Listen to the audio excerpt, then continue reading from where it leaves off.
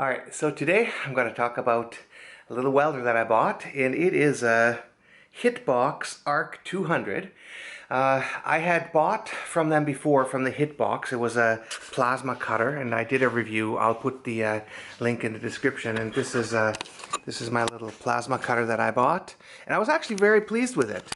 I mean, it's an entry-level plasma cutter, but I kind of liked it. It's not very expensive. I think I paid $250 including shipping, and I was here like 3 days after I ordered it. And so yeah, I'm gonna show you what it looks like, and I'm gonna test it and see if this is any good. And yeah, I'll bring you back when I'm set up.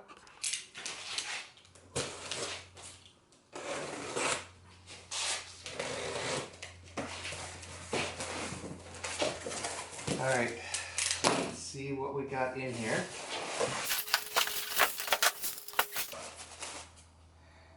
Okay, this is a cable that I've been told goes from 120 to 220, I think? 250? Not sure how that'll work, but I'll try it.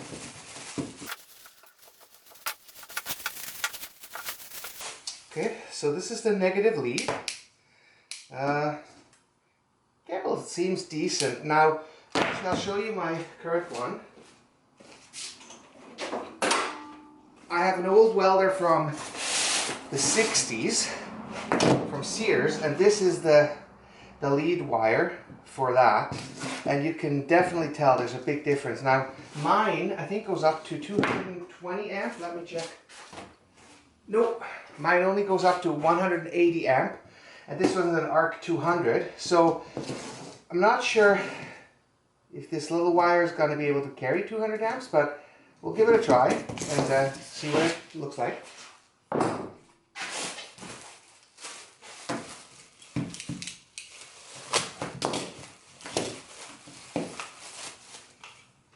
And here's the stick.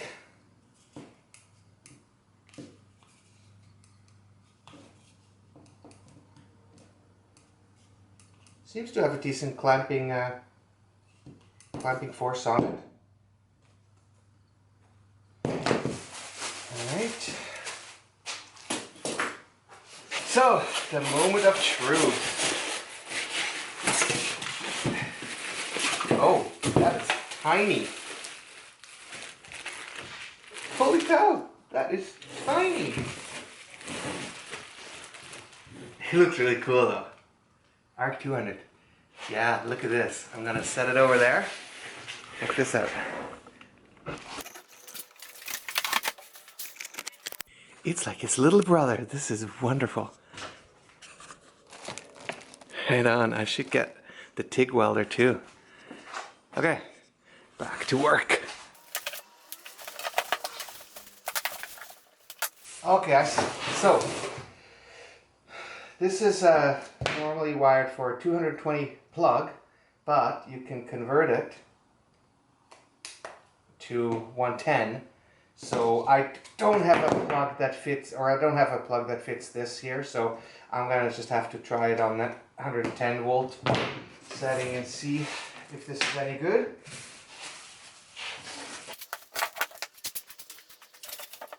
It's got this carry strap with it.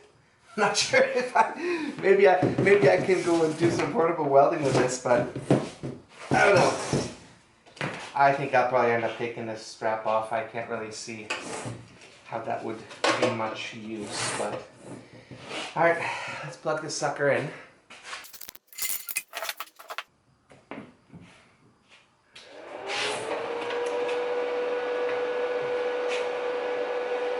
Okay, so the minimum is 22 amps.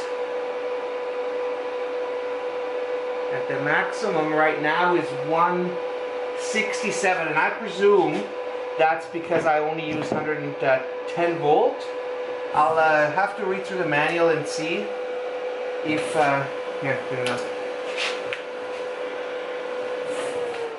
I'm gonna have to read the manual and see what the actual rating is for this, but we'll give it a try. I know last time with the plasma, I had a bit of an issue with this plug, and when I plugged it in, I ended up having to scrape off some of the plastic here because it just wouldn't go deep enough to lock in place. But yeah, this one's good. And yeah, this one too. All right, I'll grab some metal and a couple electrodes and see what we can do with this thing. Okay, so I'm over here at the welding table, and one of the first things I noticed is this is a really short cable, so it's only about 5 feet, I'm guessing. Some really not that practical when you have, you know, let's say you have a big machine, but I guess it is portable enough you can just carry it with you. And it's really light. I don't know how much this weighs, but probably like 10 pounds maybe or something. So I guess you could just carry this along with you, but I'm gonna give it a try. I put in 3 30-seconds of a 6011, and this is just a piece of metal, 1/4 inch thick. I'm gonna weld a bead. I haven't cleaned it up at all or anything. I'm gonna give it a try and see if this is any good. And I figured I'll probably put it up to,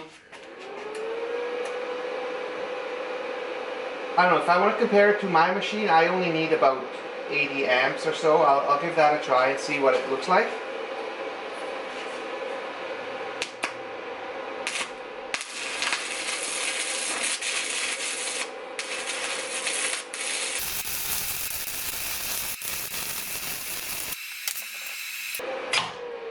Okay, wow, okay. I'm actually really surprised. Now, I guess I'm used to welding with an old 65-year-old Sears welder. That sucker, the fluctuation is really like unsteady. The amperage goes up and down. And here it's actually really nice and smooth. Now, that could be because I'm not used to welding with actual new welders. I'm gonna cut the slag off and see what it looks like under here.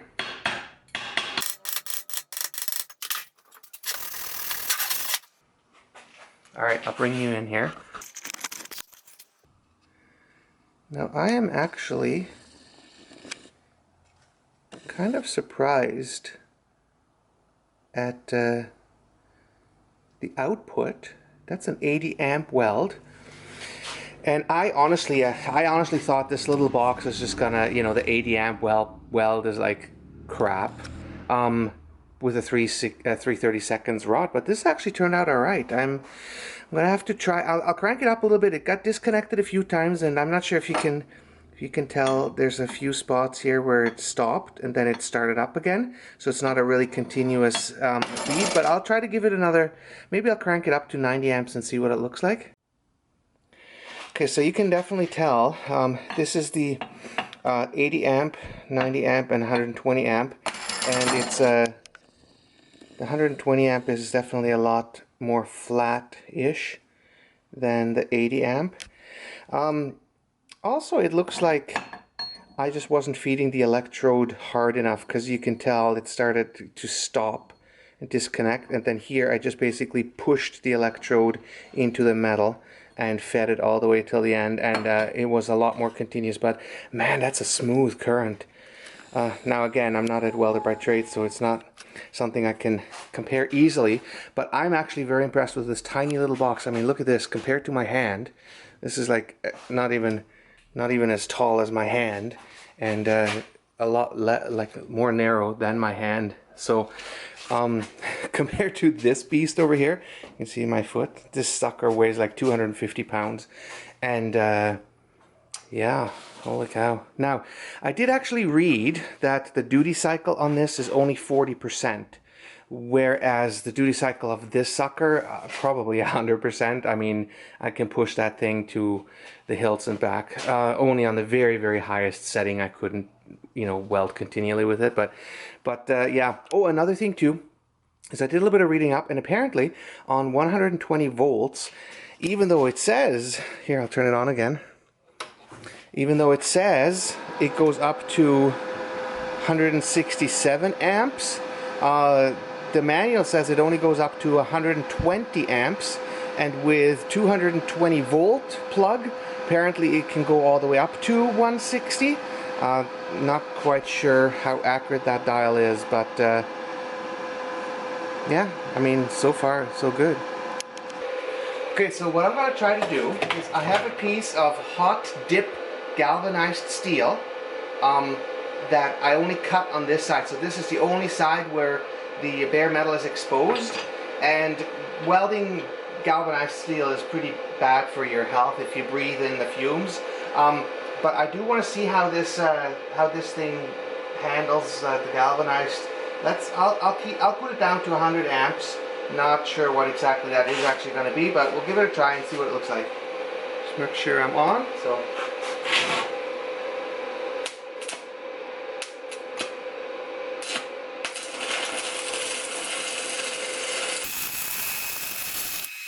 Okay, that definitely welded like 100 amps. I can't get over how this little box can put out 100 amps.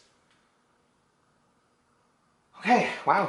I'm actually really surprised because I bought one of those cheap welders about 10-15 years ago, and I think I paid, I don't know, I think I paid maybe 160, 180 bucks. It was just a cheap one that says it went up to 120 amps, and that thing was just crap. I mean, it didn't work at all.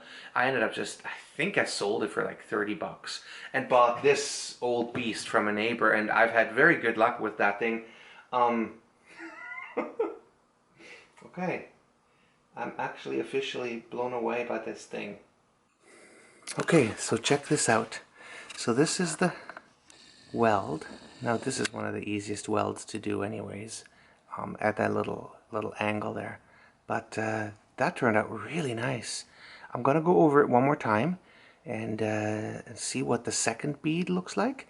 And then maybe I'm even going to try to do one along the side where the hot dip galvanized actually is.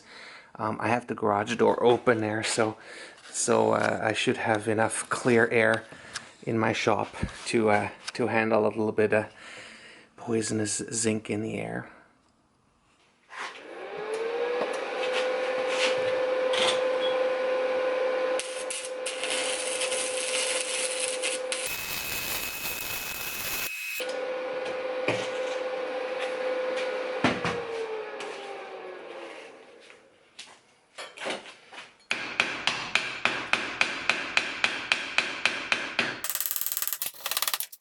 Okay, that looks pretty nice.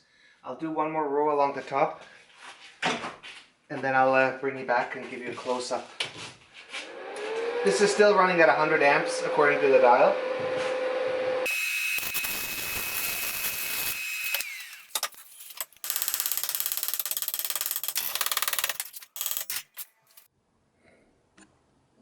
Alright, so here's the weld. The first one was underneath it, and then this one was the second one, and this one was the third one. So I'll flip it around, and I'll do some on the side here, and as you can tell, this is all galvanized steel, so I'm expecting this to be a pretty nasty weld. I'll give it a try and see what it looks like.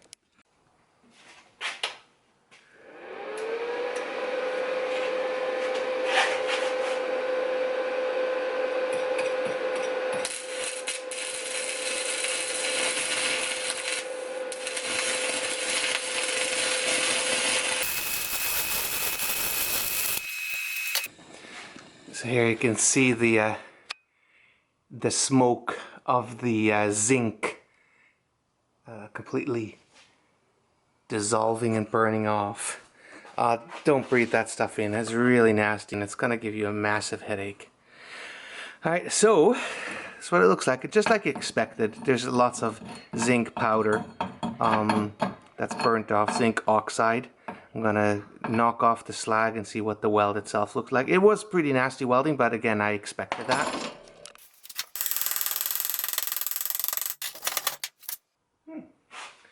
Wow, okay, check this out. Okay, so this is the weld directly using uncleaned metal and welding a hot dip galvanized, not just the zinc plated stuff, but the hot dip galvanized material. and it spewed pretty bad when I was welding, but the weld itself actually turned out pretty good. Man, I cannot get over the steady output of this thing. I'm gonna take a really fat electrode and crank it all the way up and give it a try and see what she looks like that. Okay, I guess I didn't have any big fat electrodes. I thought I had some 5/32 ones, which even that welder at like 180 amps barely could handle. The biggest one I have is an 1/8 inch. Now this is a 7018, and I am not sure how dry this is. I've had it in this little pack here, which is reasonably airtight, but the 7018s, they really like to suck up the moisture. So I'm gonna give it a try and see if the electrode's any good or how she welds.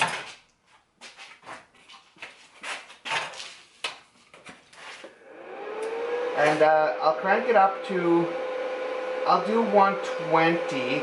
Normally with the other machine, I think I weld about 105 amps for the 1/8 inch 7018s, but we'll give it a try with this one, see what she looks like.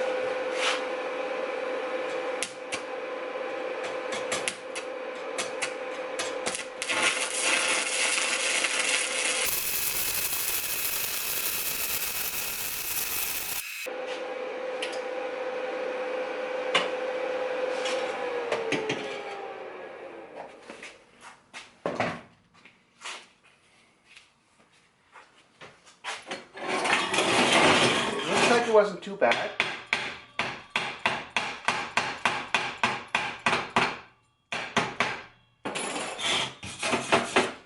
I like welding with the 7018s. They splatter a lot less. Here, I'll show you the weld. Okay, so to compare, this was a 6011 at 80 amps, 90 amps, and 120 amps. And this one here is the 7018 at 120 amps, and it actually looks really nice. I'm not sure if, yeah, there we go. It definitely welds a lot nicer than the 6011s. I should cut it and see how deep it is, but after you've done so many welds, you can tell, like, this welder is actually, I have to totally say I'm surprised. I was not expecting much from it.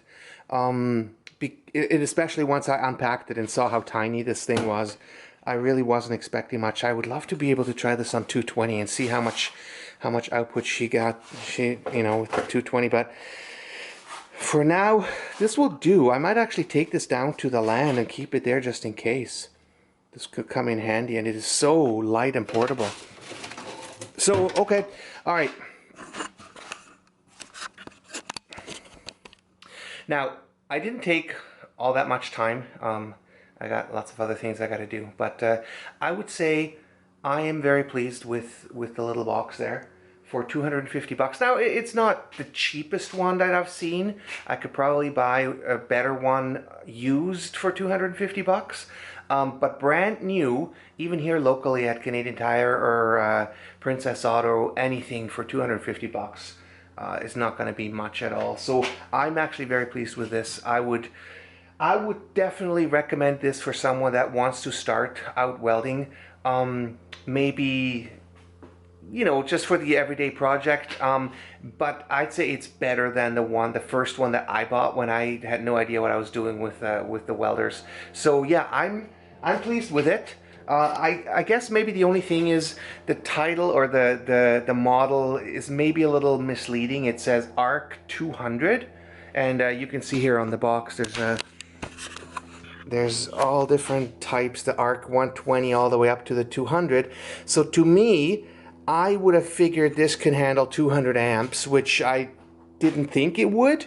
And in the manual it says 120 amp max.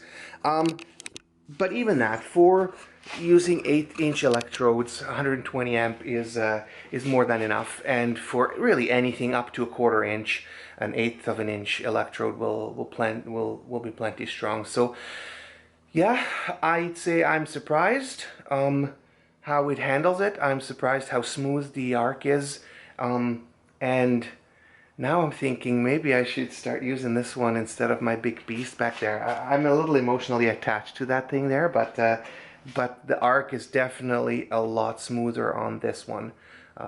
Very, very pleased with that. So anyways, I hope this helps someone. Good luck, and I'll see you next time. Thanks for watching.